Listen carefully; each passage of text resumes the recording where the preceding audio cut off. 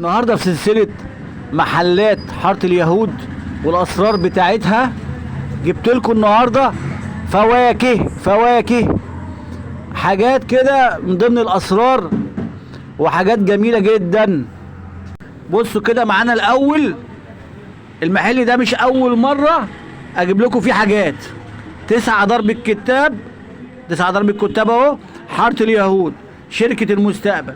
كده جبت لكم العنوان. عايز يقفل الفيديو يقفله، اتفرج على الحلويات.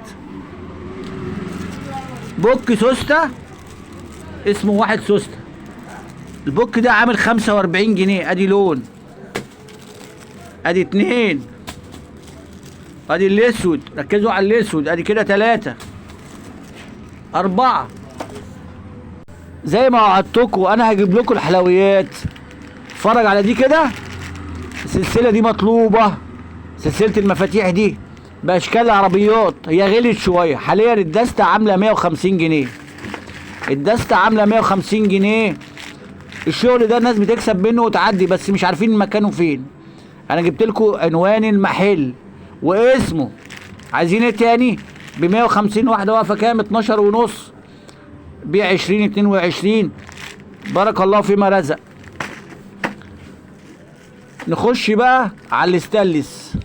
شايفين دي استانلس عنده بكام؟ فرق 20 عن بره. ب 60 جنيه. ادي شكل وادي شكل تاني. بص كده، نقي حاجات كده تلفت النظر. دول الواحده ب 60 جنيه.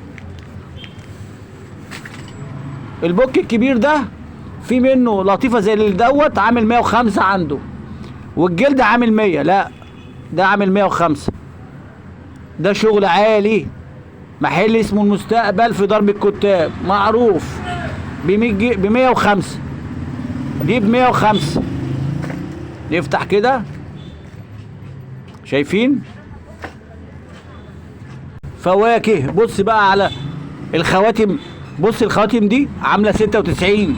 خليته يكتب لي عليها عشان شكل جديد. يعني الواحد واقف كام؟ 3 جنيه الا ربع مثلا. في 36 خاتم. بص على اشكال. اتباع ب6 وب7. بسم الله ما شاء الله. اسرار. وبديك كمان الحاجات اللي ماشيه واللي طالعه ترند. يبقى كده خلصنا. بس 4 حاجات بس. جبت لكم الحلويات بتاعتهم.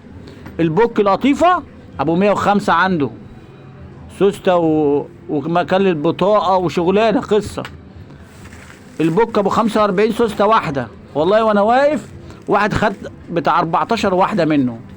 انا بلاقي زحمه بروح داخل. ميداليات ب 150. في معظم المحلات ب 180.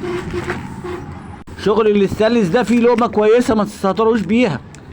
يعني عامل 60. ناس بتبيع ب 100 وب 120. والله احنا بنبيع ايه؟ خد بما يرضي الله. ادي شكل وادي التاني. انا وعدتكم مش هسيبكم الا لما تبقوا اساتذه باذن الله. وادعوا لي واعملوا لي لايك. والسلام عليكم ورحمه الله وبركاته.